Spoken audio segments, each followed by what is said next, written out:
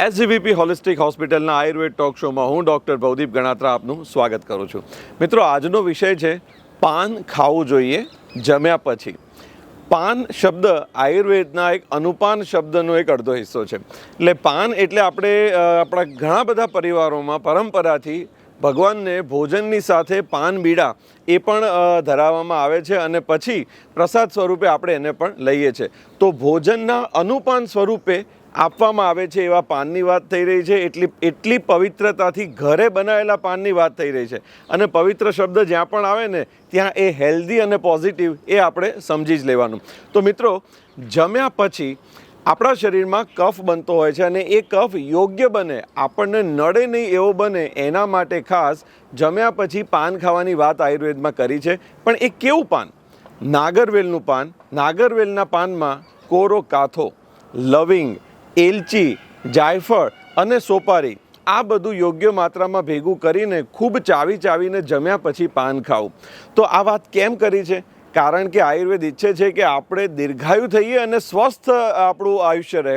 તો એના માટે ભોજનના પાચનમાં આ ખૂબ મદદરૂપ થતું હોય છે. કારણ કે આ જેટલા દ્રવ્યોની આપણે વાત કરીને એ બધા જ ગુણકારી દ્રવ્યોમાં કોમન વસ્તુ છે કે એ બધામાં તીખાશ અને તુરાશ છે.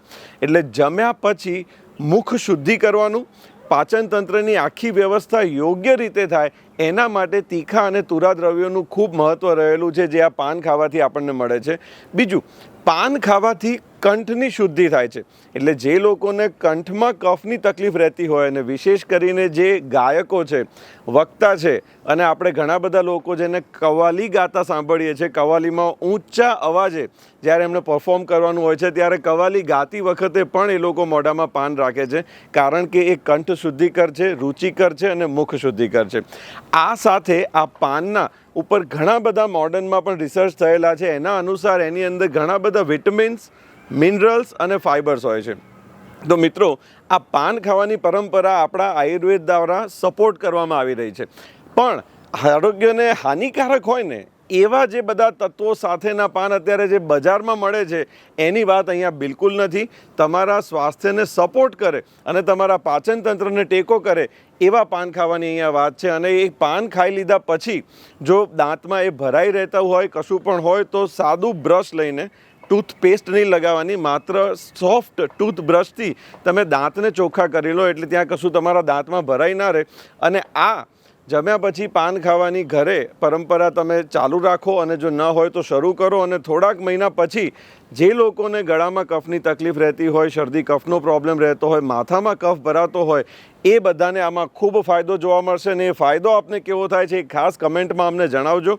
આયુર્વેદની અંદર નસ્ય થેરાપી કે જે ગળા અને આખા ચહેરાની અંદર જ્યાં કફ જમા થઈને માથું ભારે લાગે, આંખો ભારે લાગે, નાક અને ગળામાં વારંવાર કફ આવે, શ્વાસ લેવામાં તકલીફ થતી હોય, મોઢામાંથી દુર્ગંધ આવતી હોય, આવી બધી જ વ્યવસ્થાઓમાં નસ્ય થેરાપી ખૂબ મદદરૂપ હોય છે. અને ઘરે તમે જાતે એના ઉપર જે કામ કરી શકો એમાં તમને પાન ખૂબ મદદ કરશે.